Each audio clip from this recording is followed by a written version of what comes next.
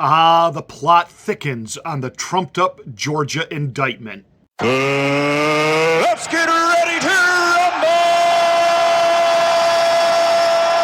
You can't handle the truth. I'm surviving on the top of the line.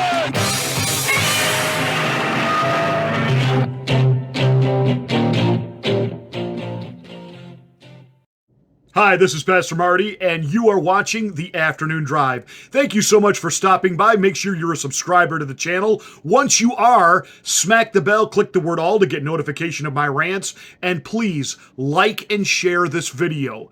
That's how we get the word out that we're here. Thank you so much for watching today. I told you a couple of days ago that deep state Ron DeSantis is in this up to his eyeballs as far as wanting to fan the flames of these Trump indictments. It's the only way to get Donald Trump out of the way so that he thinks that he can take the GOP nomination and thus become the El Presidente. Now, understand this, Ron. MAGA Republicans are not going to vote for you. That ship sailed. You are not the Trump without the Trump baggage that you like to try to advertise yourself as. You are very glad that these trumped up indictments are coming. You do very little to defend Donald Trump or to stand against it. I mean, come on. Marco Rubio is hitting back at this stuff harder than you are. And we know that a lot of the Republicans that are quote unquote hitting back, they're doing so out of trying to placate the conservative base, and in reality, behind closed doors, they are high-fiving each other like, good, we can get this guy that we never wanted to be part of us out of the way. But here's what's really going on with Georgia, and I told you this a couple of days ago. This indictment in Georgia, which really boils down to a thought crime. That's really what this comes down to, a thought crime.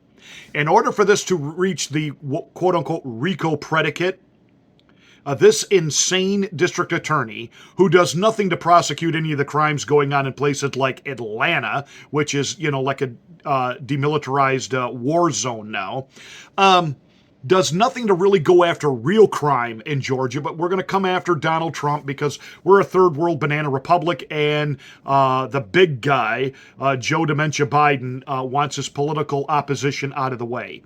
That's really what this is. But she's charging Donald Trump and the co-conspirators, Rudy Giuliani and the Trump legal team, of this RICO predicate that Donald Trump knew there had been no election fraud, and yet alleged election fraud, knowing full well that he was lying the entire time. So it's a thought crime. She's in his head and she knows. That's really what this is. I mean, on the surface, it's laughable. It would be, under normal circumstances, thrown out by any credible judge. But this is Donald Trump, and they're already predicting Super Bowl-type TV ratings when this goes to trial in March. So we know what this is. It's a witch hunt and a public hanging. And I've said, there is the real possibility Donald Trump could see jail time over this. Why? Because it's not a federal charge, it's a state charge. And by being a state charge, that means if a Republican, other than Donald Trump, were to somehow win the presidential election in 2024, they could issue a pardon to Donald Trump for documents, the Stormy Daniels nonsense, the January 6th hoax that they're trying to make Donald Trump out to be this, led an insurrection. Can't do that on the Georgia charges. There can be no presidential pardon. Enter Governor Brian Kemp.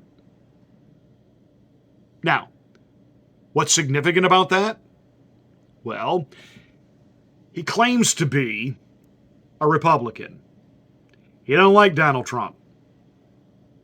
He don't like Donald Trump at all. And he came out recently and said there was no election fraud in Georgia. Now, this is a guy that got into the governorship, and he fought hard with the Republicans to purge the voting rolls because of all of the election fraud that has gone on through the years in Georgia that always seems to swing in the Democrats' favor. So yet he fought to make sure that he could get in, but how dare Donald Trump say, yeah, but you still got problems in Georgia, and Fulton County is corrupt. But see, Governor Kemp is part of the establishment, so he gets to be there. Now, let me walk you through this so you understand what the Kemp connection is to all of this. See, by keeping these state charges, there can be no presidential pardon. We certainly know Governor Kemp won't give him a pardon. And Governor Kemp is not simply a rhino, he's a chino. Now, let me say that again. He's not a rhino, he's a chino. He sold out the port of Savannah to the Chi-Coms. Ba-ba-da-ba-da. Chinese certainly do not want to see President 11, I know it's Ping, but it's an X and an I, President 11 does not want to see Donald Trump back in the White House. Any more than the Democrats do. Any more than the Biden Department of Justice does. Any more than the rhinos and the political establishment on Capitol Hill. Because these guys are all globalists and all of their interests are intertwined and they've all sold out to China. Or as President Trump would say, China. China. Kemp is a puppet of Beijing. The establishment doesn't want Donald Trump, so they've run the charges through Georgia. I said yesterday, these are the charges they really need to stick. This is where they need to, quote, get him. Because they could say, well, it's a red state, and he couldn't win it. And it's a red state with a red governor, and even he doesn't support Trump's alleged charges of fraud. See, it's all up and up. This is the level of fraud and deceit we're dealing with. Governor Kemp, bought and paid for, just like Beijing Biden.